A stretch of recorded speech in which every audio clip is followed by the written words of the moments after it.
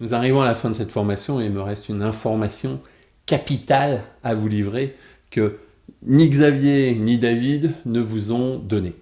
Alors, vous allez me dire, ouais, il y a des choses qu'ils nous cachent encore, ils ne veulent pas tout nous donner, est-ce que ça marche vraiment Non, s'ils ne vous ont pas donné cette information, c'est parce que elle est tellement normale, tellement naturelle pour eux, qu'ils n'ont pas ressenti le besoin de le faire. Mais je vais vous dire exactement ce que c'est.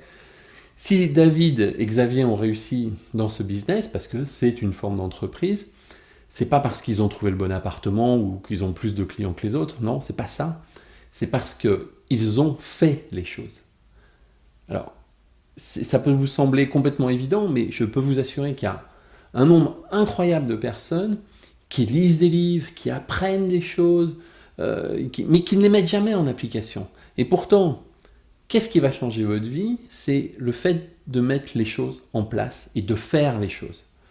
Il y a quelque chose, j'utilise beaucoup le mot chose, que vous devez savoir, mais que vous savez déjà en réalité, c'est que si vous ne faites rien, vous n'aurez rien. Vous n'aurez jamais rien. Et ce qui transforme la vie des gens, c'est qu'ils font quelque chose.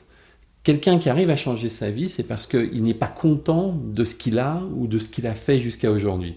Et il arrivera à changer les choses à partir du moment où il fera d'autres choses qui amèneront d'autres résultats, et surtout parce qu'il agira, et il ira dans le bon sens. Alors hormis ces considérations philosophiques, on va revenir plus à l'allocation saisonnière et à l'investissement. Ben, tout ce que je viens de vous dire, on peut le traduire d'une manière beaucoup plus pragmatique.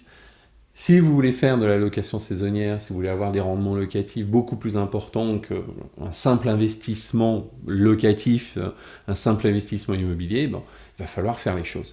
Vous avez aujourd'hui toutes les informations.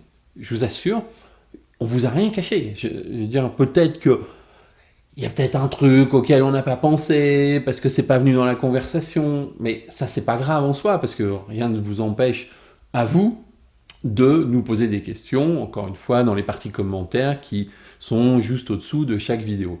Voilà. Vous aurez des informations complémentaires. Si on peut vous les donner, on le fera avec grand plaisir et ça vous aidera à avancer.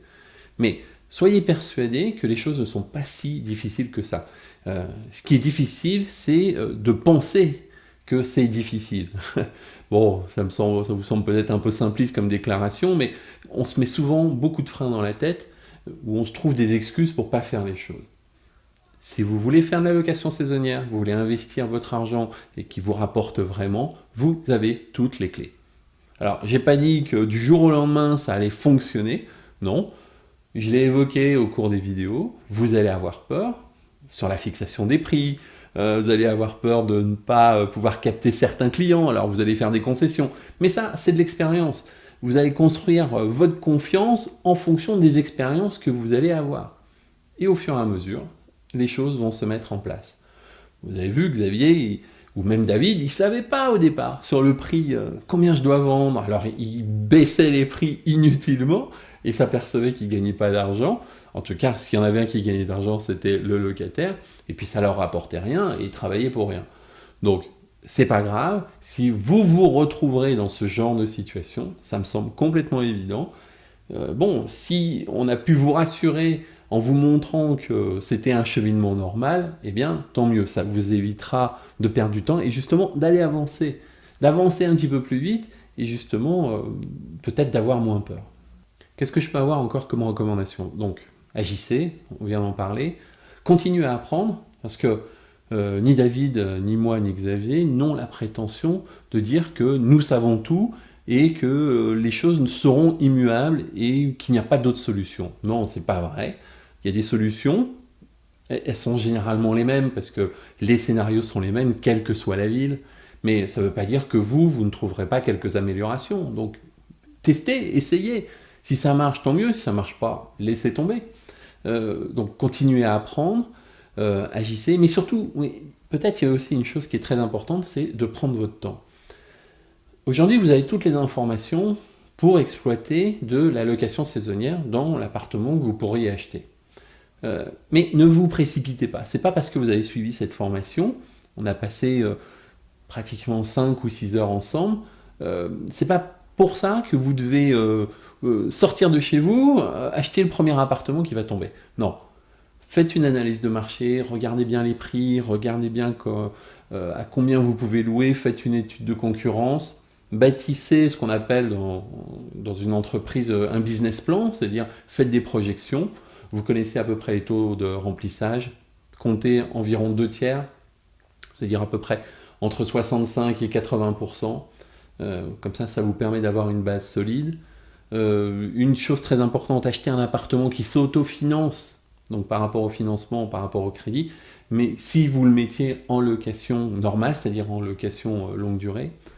Donc je vous disais, prenez votre temps pour trouver le bon bien et ne vous précipitez pas sur le premier qui va vous tomber sous la main.